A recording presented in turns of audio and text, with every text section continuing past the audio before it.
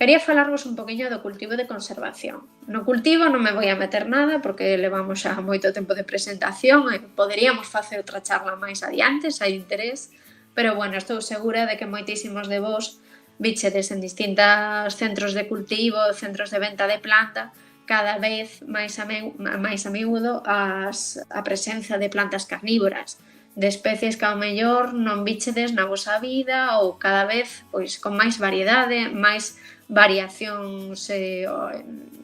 estéticas da mesma especie de planta, que é algo tamén moi frecuente, distintas cores, distintos tamaños que veñen dunha mesma especie, seleccionadas.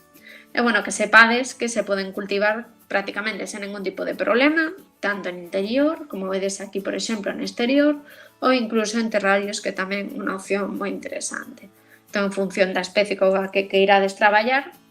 sería simplemente adaptar as condicións de cultivo e podemos ter perfectamente plantas carnívoras na nosa casa ou no noso xardín. O que sí que é moi importante é que sempre esta demanda, tanto para a produción ou a coleccionismo ou incluso simplemente a divulgación e o coñecemento sobre estas plantas tan fascinantes,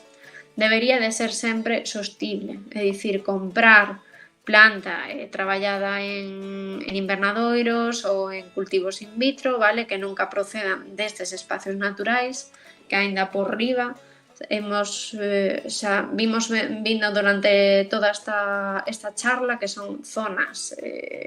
ecolóxicamente moi fráxiles, é dicir, tanto a acción humana como os cambios naturais que podan ocurrir aí, un ano, por exemplo, de case ninguna choiva, por exemplo, podería afectar moitísimo a estas plantas, e que aos pobres son moi vulnerables precisamente por ser pouco competitivas, ter un crecemento moi lento, depender tanto tamén dos insectos.